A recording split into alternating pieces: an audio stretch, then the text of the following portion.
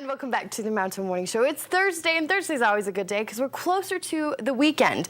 And if you're looking for things to do on the weekend or during the week, you may want to check out the Utah Shakespeare Festival, and that is what we are talking about right now. We have Fred Adams and Scott Phillips in studio with me. Very excited to have them here. Fred is the founder of the festival, and Scott is the executive director. So who better to have in studio than you two? And what a coincidence that you guys were in Park City, and we just happened to pick this up, and we just started the interview right away. Pull us off the street. I know, we basically did, didn't we, Fred? Well, you guys, the Shakespeare Festival has been around a lot longer than I think. And Fred, I think we should talk to you, as you are the founder, about the history of the festival. And since I'm old enough to remember. I didn't say that. Well, we're now in our 49th consecutive season. Started in 1961, actually, but 1962 our first show. And it's just grown slowly into one of the major Shakespeare theaters in the United States, and actually now almost in the world. About 150,000 people will see it this season. I know that is incredible, but my thing is, when you hear Cedar City Shakespeare Festival, who puts those two together? Fred does. This man did.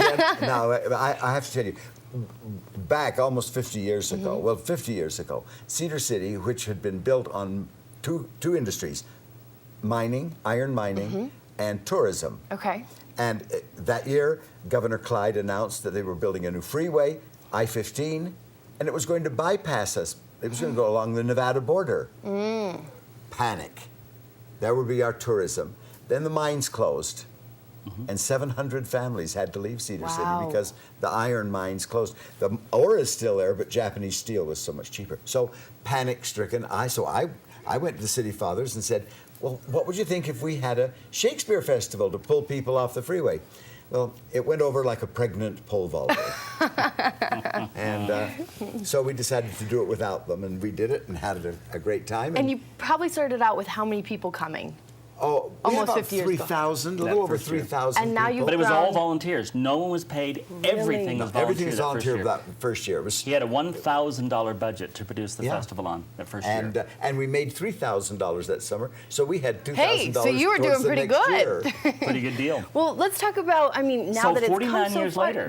what's it like now? We got a Tony Award in 2000 as America's Outstanding Regional Theater, and this season we are producing 6 shows this summer, and then 3 additional shows in the fall. We start in June, we go all the way through the end of October. And right now, great shows. We have 3 theaters that we perform in. We have an outdoor Elizabethan theater, much like Shakespeare would have performed in, for people that haven't been before. It's very neat if you look at the pictures online. I mean, it is an incredible look. And of course, we're up in the mountains, so it's a lot like Park City. It's very, very cool and pleasant there. And then we have 2 indoor theaters. And outside, we're doing Macbeth. We're doing Much Ado About Nothing, Shakespeare's wonderful comedy, and then we're doing The Merchant of Venice. That's the outdoor Shakespeare shows.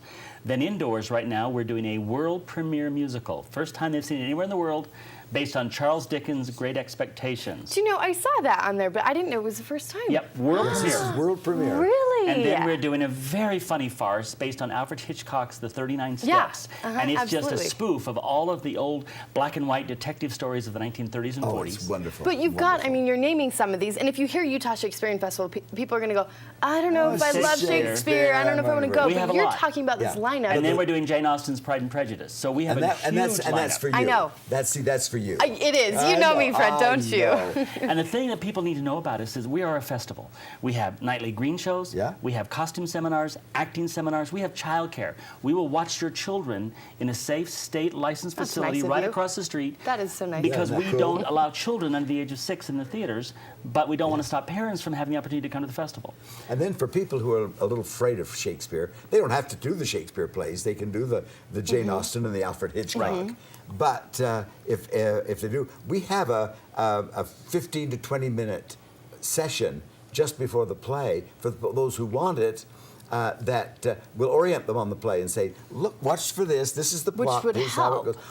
Oh, it's a roadmap. Extremely help. I mean, because Shakespeare can be very confusing. It can. Right? Yeah. Especially if you don't study it and you're not as familiar with it. And yet we've discovered, and especially with youngsters, we've discovered if you go into it and you're not nervous about it, Right. you're going to understand every word of it. And you're also watching the actions. Yeah. Exactly. You know, Well, you're not Shakespeare's just reading. Shakespeare's plays were meant to be seen, Yeah, not read. read and studied. They're very I mean, hard they to are read and read. studied, but they Oh, were boy. written Aren't to they? be They're performed. terribly hard to read. Okay, good. You're saying that too, Fred, because I think they're Oh, hard. they're hard but to when you read. watch it, you know, is watching Shakespearean plays. It comes to life. It comes to life. It does. Exactly. It does. Absolutely. And we perform every night of the week except for Sundays. We do matinees every day. We do 20 performances a week.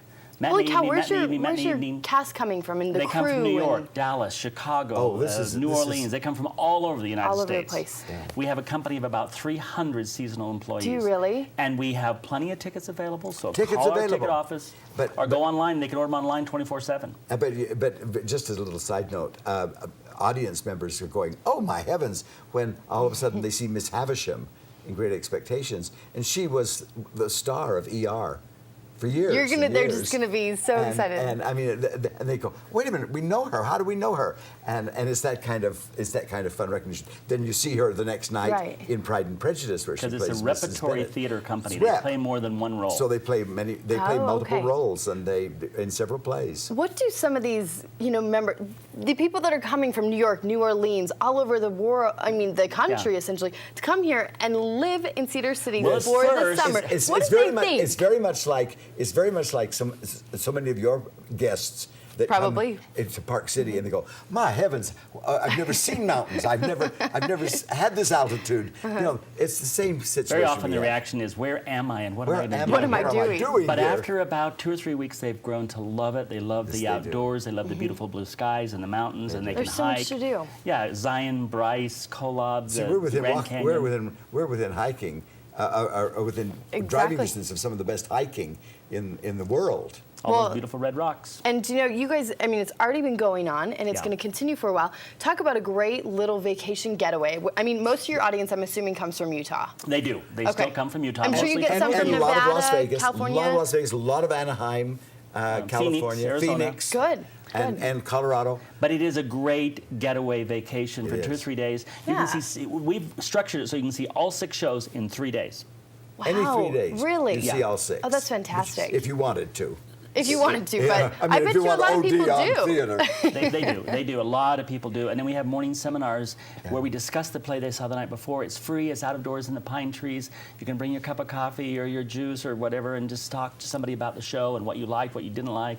It's really informal and fun. How fantastic. No, the 6 shows that are running right now, they go on for how long? And They then when go do the through new Labor 3 Day. start? They go through Labor Day. Yeah. Okay. And then towards the end of September, we will open then the other 3 shows we're doing in the fall, and they run through the end of October. Okay. And they can go to our website. It's just www.bard, that's BARD.org. And do you know, I've got to make a mention about BARD because we actually had to look up what BARD was yesterday. Oh, really? Because I'm looking at the website and I'm like, that's not an acronym. What on Where earth is is this BARD? coming from? But we actually looked it up to find out what it is. Shakespeare, Bard of It Avon, is the Shakespeare, poet. so it made sense when we put and it it's together. very simple to remember, bard.org. That's all I've got to remember. Bard.org is the website. Make sure you check this out. This is the Utah Shakespearean Festival.